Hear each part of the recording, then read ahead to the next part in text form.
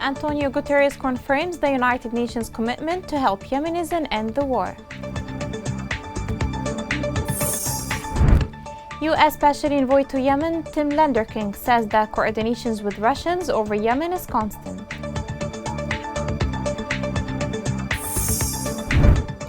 Houthi rebels continue shelling civilian homes in Hodeidah in violation of Stockholm Agreement.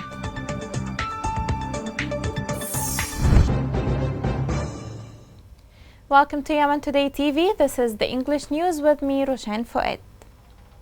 The Secretary General of the United Nations said that the commitment to help Yemen and Yemenis to stop the war and their suffering and move forward with peace efforts. In a meeting with the Yemeni Foreign Minister in New York, the two sides discussed the latest developments in Yemen, especially the ongoing Houthi offensive on Ma'rib and Shabwa, the current situation of the United Nations mission in Hodeidah, plus the Houthis' obstruction resolve safer tanker issue. The U.S. Special Envoy to Yemen, Tim Lenderking, announced that he is in constant contact with Russians over the Yemeni crisis, indicating that he considers the communication useful. According to the Russian news agency Sputnik, Lenderking said, "I'm in constant contact with Russia on Yemen, and I find this communication very useful." Houthis have invaded Sana'a in 2014. They turned the country into a collective jail. Their violations have crossed all limits and human norms. The following report attempts to look at the roots and agenda of this terrorist movement.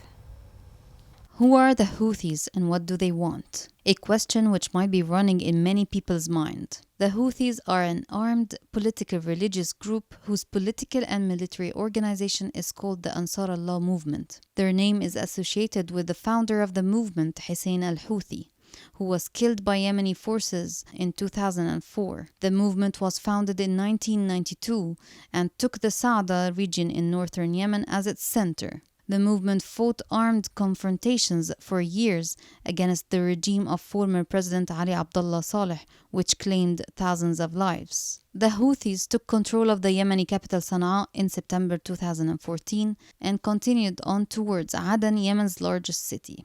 The situation further deteriorated when the Houthis killed ex-President Ali Abdullah Saleh on December 4, 2017. Since late 2014, Human Rights Watch has documented dozens of cases of the Houthis carrying out arbitrary and abusive detention, as well as enforced disappearances. Human rights violations going on in Yemen, like the cruel, inhuman or degrading punishment, conditions in prisons and detention centers, including overcrowding, lack of access to health care, poor sanitation and hygiene, combined with the spread of COVID-19, exposed detainees to substantial health risks. The Houthis have received many criticisms, most notably the exploitation and recruitment of children. The Houthis see no problem in recruiting teenagers, with the blessing of the tribes supporting them. Many people wonder about the goal that the movement seeks, especially in view of the increasing number of war casualties in Yemen as a result of the ongoing conflict between the Houthis and the Yemeni government. The UN has identified conflict as the root cause of the Yemen's crisis. Tens of thousands of people have been killed since the war erupted in 2014. When Houthi rebels launched a campaign to capture the capital Sana'a. In March 2015, a Saudi-led coalition launched a deadly campaign against the rebels, one that has been widely criticized by human rights groups for its high civilian death toll. The use of force by these groups has exacerbated the humanitarian crisis situation in Yemen, describing Yemen as one of the worst crises in the world by the UN Humanitarian Coordinator for Yemen. In the end, the question that is in the mind of millions of Yemenis: when would Houthis stop all this devastation? In Hodeidah, joint forces deterred Houthi rebels and inflicted heavy losses among them in different frontiers in the city. The military media of the joint forces reported that joint forces clashed with rebels that were trying to reposition to approach the lines of contact towards Hais and incurred heavy losses among the rebels. Meanwhile, in Kilo 16th, El Saleh Airport and El Faza areas, joint forces thwarted the militia and inflicted heavy losses among them. Still in Hodeidah, Houthi militia targeted civilian areas in different districts of the city. Local sources reported that the militia targeted villages in Dorahimi district with B-10 artillery shells. Also, the militia fired on citizen homes in Al-Jah using machine guns. In Ma'rib, government forces backed by resistance take up fierce clashes with Houthi rebels on various fronts. Military sources stated that the battles are escalating with the support of coalition air jets. The militia suffered heavy losses in terms of lives and equipment. Government forces and the resistance have been clashing with the militia.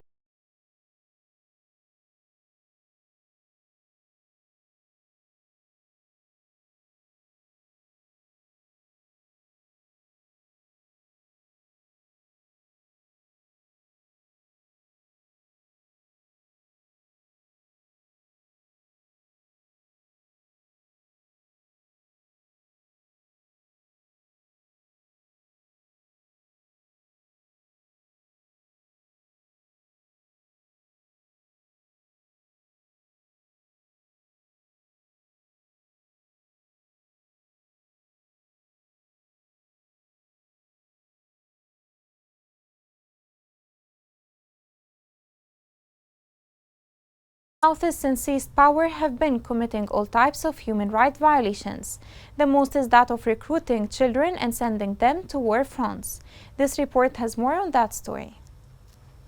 Houthi propaganda in mosques and summer centers has misled many families, thinking they will enhance the educational level of their children and spare them the void during the summer vacation. But the extremist religious mobilization that these children receive and the incitement that the fight is against the United States and the West made the teenagers affected by that propaganda, and many of them joined the battlefront. The recent Houthi offensive on Ma'rib led to the death of nearly 2,000 children recruited by the Houthis into their ranks. The Deputy Permanent Representative of Yemen to the United Nations, Marwan Nu'man, revealed that the Houthi militia has recruited more than 35,000 children since 2014, 17% of whom are under the age of 11, while more than 6,700 children are actively fighting with the rebels.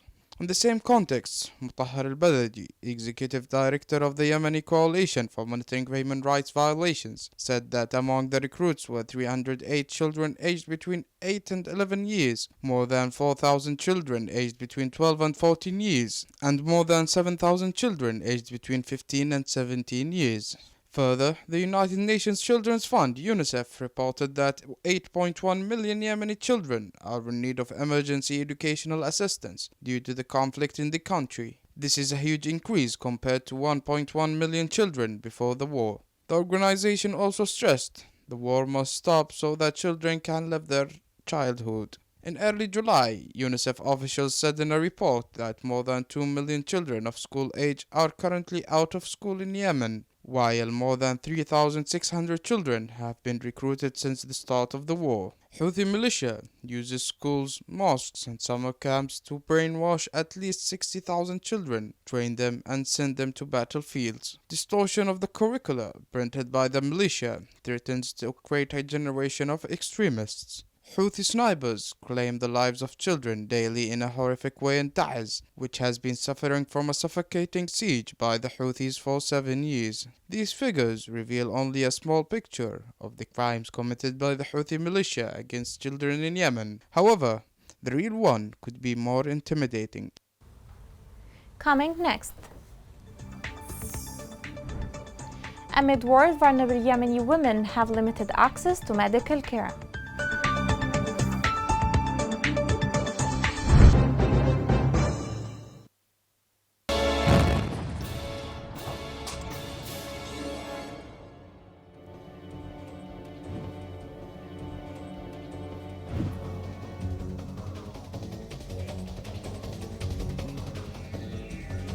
أقول لك راحت بالغداء لأهلها، شلت الغداء وراحت بالأهلها في المزرعة. والمزرعة ركبت على حمار ما حتى نص المزرعة وانفجر فيها اللغم، دعست على اللغم وانفجر فيهم.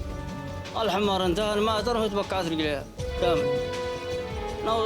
نغير منها نغير الشبالة اللي هي البيت سابها من دور رجلين، لما صافناها طبية أقرب طبية وصافناها لا هي بطلت رجليها كامل. قلت أزود هلي وقابل لي لعام وطبعته تحت الزواية.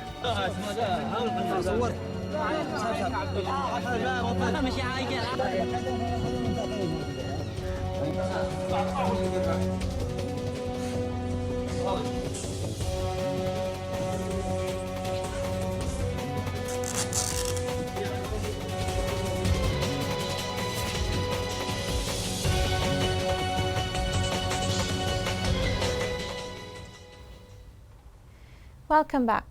Yemeni women are the most among those severely hit by the devastating war. They suffer greatly due to food shortage. This has affected their health. The following report sheds light on the suffering of Yemeni women and the collapsing health system. Women and girls have been disproportionately affected by the war in Yemen, including by some of the worst effects of the food crisis. 1.1 million pregnant or lactating women suffered from acute malnourishment in 2018. Evidence from humanitarian crises globally shows that when food is scarce, women often sacrifice their own meals to allow their family members to eat, further increasing the risk they face. Women and children also account for roughly 75% of those displaced in Yemen. Amongst this group, female-headed households are at some of the greatest risk of food insecurity. They have lower monthly incomes, and because they have no male presence in the family, are increasingly forced to take on non-traditional roles outside the home that expose them to the risk of violence risks that have been intensified by the war. In November 2017, the UN reported that incidents of gender-based violence increased by over 63% since before the conflict. Freedom from violence is essential for women and girls to live full and healthy lives. Gender-based violence stops women and girls' immediate needs from being met and prevents them from reaching their potential.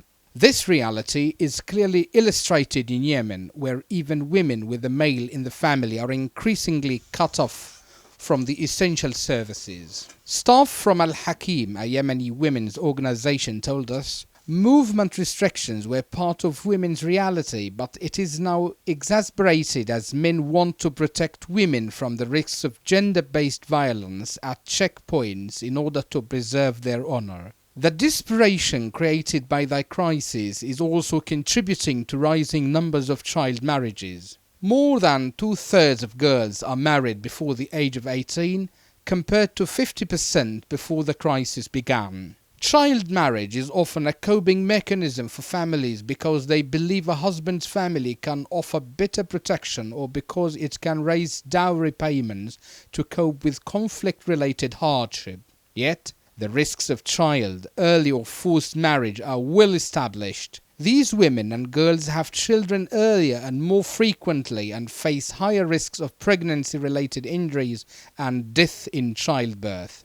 Despite the serious and potentially life-threatening consequences of gender-based violence and poor health services access for women, these sectors suffered major funding shortfalls. As funding levels declined in September 2019, United Nations Population Fund warned over 1 million Yemeni women need funds now, or they will lose access to life-saving reproductive health services, putting their lives and those of their babies at risk. Committee of the Red Cross indicated that it has provided emergency food aid during the past days to more than 600 families, mostly in the areas of Rada, El Sawadiyya and El Arsh in El Bayda. The organization added that these families were once again affected by the recent floods in the region, which deteriorated their living conditions and deprived them of basic daily necessities. Healthy violations against Yemeni children have transcended all space and time. Innocent children have been deprived basic rights. This report has more on this story. A recent UNICEF report shows that between 2015 and 2021, at least 3,153 children have died in Yemen and 5,660 children have been injured. On average, 50 children are killed and 90 are wounded or permanently disabled each month. This vast majority are harmed by explosive weapons with wide areas effects. Attacks on schools harm children in several ways. Yemen's 3.4 million children out of school are at increased risk of recruitment and kidnapping by armed groups, and girls are 3 times more likely to be victims of forced marriage. Houthi rebels have had a devastating impact on Yemen's children, with at least 27 child casualties caused by landmines since 2015. Alongside this devastating physical toll, landmines represent a continuing threat to Yemen's children by denying access to clean water facilities and grazing lands. 3 separate NGOs have stated they were unable to provide support to areas on Yemen's western coast due to landmines on key roads, making delivering essential aid impossible. In August 2015, 3 separate incidents of Houthi shelling killed 5 children, 3 of whom were killed when a rocket landed near to where they were playing football. Over a 10-day period in May 2017, indiscriminate shelling caused 190 civilian casualties, killing at least 4 children and injuring 10 more. On June 8, 2016, 3 children were killed when a rocket hit their school. Indiscriminate shelling of residential areas has been catastrophic to the welfare of children in Yemen. Yemen's children have endured immense suffering due to explosive violence over the past 5 years of conflict. Unfortunately, the suffering is unlikely to abate in the near future. Deliberate and systematic destruction of Yemen's infrastructure has precipitated a humanitarian catastrophe. 93% of children need humanitarian assistance. 2 million children are out of school and 1 in 5 have lost their homes. The devastation of Yemen through the use of airstrikes, landmines, and shelling has caused the death and injury of thousands of children, and the near complete destruction of Yemen's critical infrastructure has caused a humanitarian disaster that will likely cause the deaths of thousands more before the conflict's end. Children should only worry about what they will eat and where they're going to play. Sadly, this is not the situation for Yemeni children. In Aden, the Yemeni rial reached a new record in decline to break the barrier of 1,200 rials, while the Saudi rial exchange rate exceeded 300 rials. This collapse has been reflected in an increase in commissions for cash transfers from the liberated governorates to Houthi militia-controlled areas by 90%. Taiz witnessed rallies denouncing the horrific collapse of the local currency. Protesters demanded dismissal of the government and replacing it with a competent mini-cabinet to liberate the country and put an end to the economic decline. Demonstrators affirmed they would continue their rallies and escalate to end the government inefficiency. The National Committee Against Coronavirus announced 30 new cases of the COVID-19 pandemic in 6 governorates. Committee officials said on Twitter that 9 cases were recorded in Aden, 8 in Hadramaut, 5 in Taiz, 3 in El Dola, 3 in Ma'rib, and 2 in Shabwa. Also 9 deaths were recorded, plus 30 recovered cases. With the current updates, the total confirmed cases are 1,891, including 1,682 deaths and 5,500 cases of recovery. Here's a reminder of the main headlines. Antonio Guterres confirms the United Nations commitment to help Yemenis and end the war. U.S. Special Envoy to Yemen Tim Lenderking says that coordination with Russians over Yemen is constant.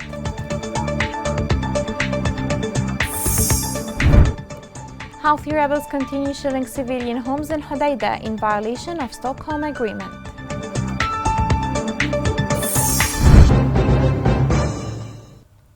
This is the end of the news. It was Roshan Fouad. Thank you for watching.